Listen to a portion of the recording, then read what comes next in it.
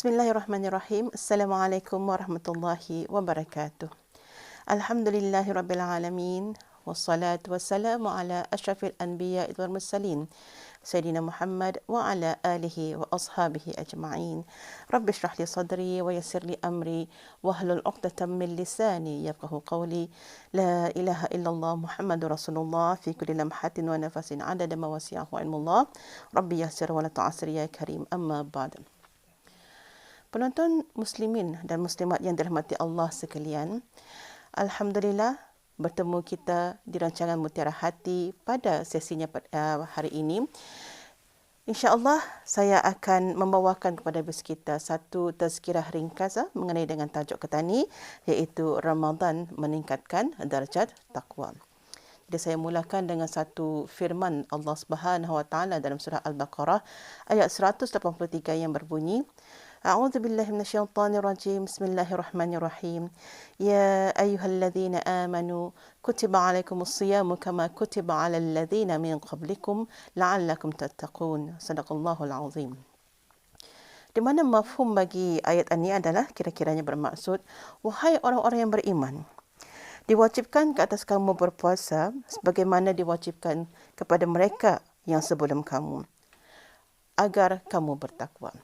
Jadi dalam ayat tadi, walaupun ia sebenarnya pendek saja, tapi sebenarnya ia merupakan satu ayat yang sangat-sangat banyak hikmah tersembunyi di sebaliknya. Kalau tadi perhatikan ayat tersebut, ia bermula dengan Ya ayyuhalladzina amanu. Allah Ta'ala menyeru kepada mereka yang beriman.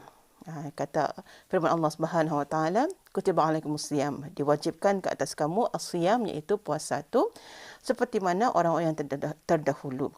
Jadi maksudnya puasa ni bukanlah sesuatu yang baru.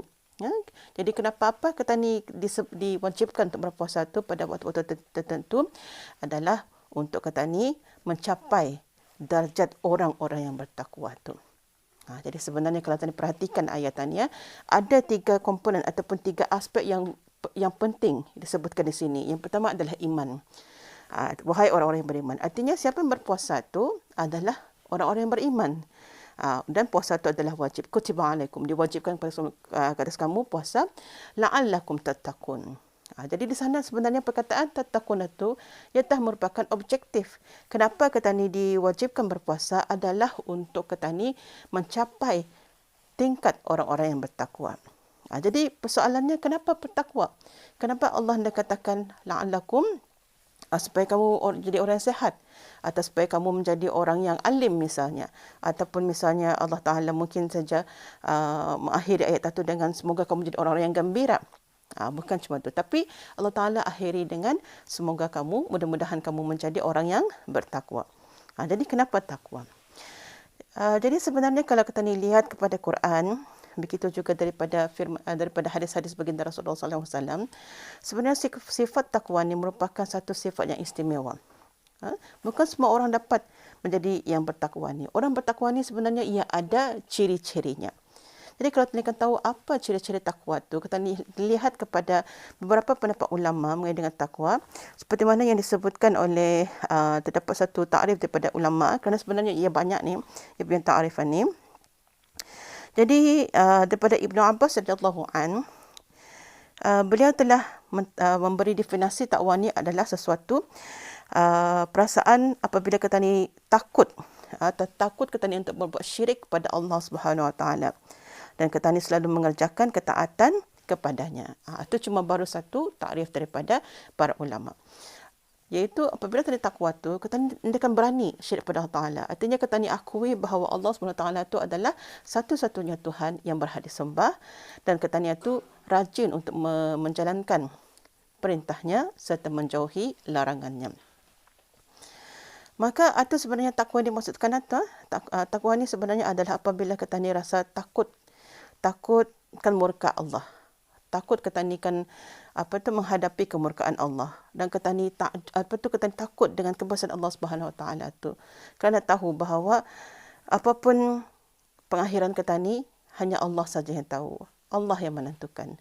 Apa yang ketani boleh buat hanyalah melakukan segala perintahnya dan menjauhi segala larangannya. Dan perkara ini dapat dilakukan khususnya dalam bulan Ramadan. Begitulah hebatnya kasih sayang Allah Subhanahu Wa Taala pada petani.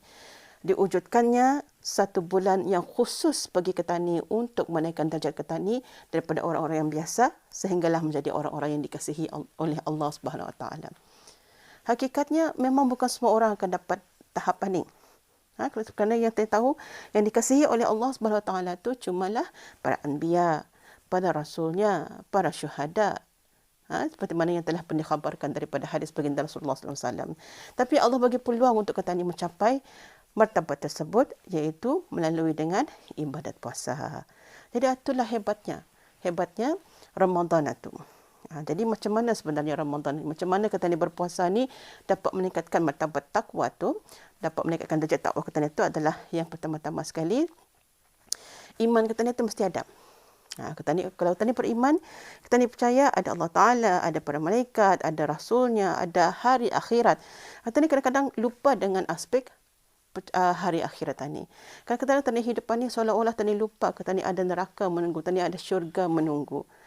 Sebenarnya sepanjang hidup pertanian ni kita ni ada pilihan sama ada mau masuk ke jalan yang satu itu atau jalan yang satu lagi, mau ke diumbankan neraka ataupun disuruh masuk ke syurga. Pilihan bagi petani. Maka macam mana tani kan menyelamatkan diri petani agar tani indah termasuk kepada neraka ni? Setentunya lah salah satu caranya adalah dengan melalui dengan siam tadi, melalui dengan ibadah puasa tadi. Jadi macam mana puasa itu sebenarnya boleh menyelamatkan petani daripada hukuman-hukuman Allah, daripada azab Allah. Jadi yang pertama adalah kerana apabila petani siam, apabila petani berpuasa, petani itu disuruh wajib untuk petani menahan hawa nafsu petani.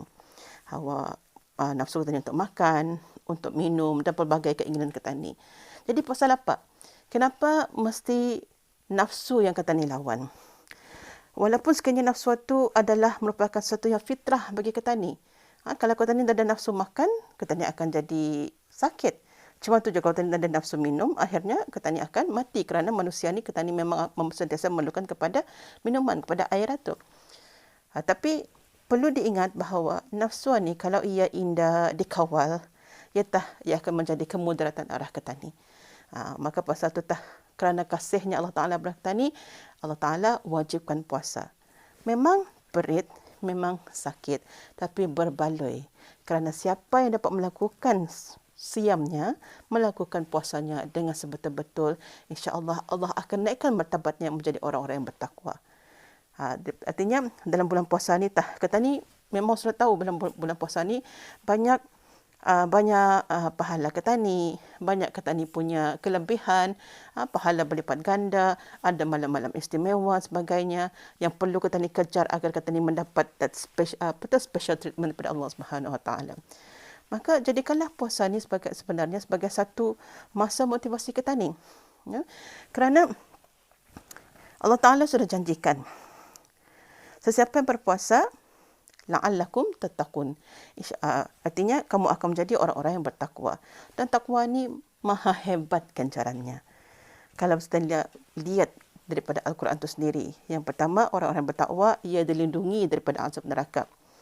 Kemudian yang kedua, orang yang siapa yang bertakwa, insya-Allah rezekinya terjamin. Segala masalahnya akan diselesaikan. Seberat pun macam mana masalah kehidupan kita ni, Allah akan sentiasa berikan jalan keluar.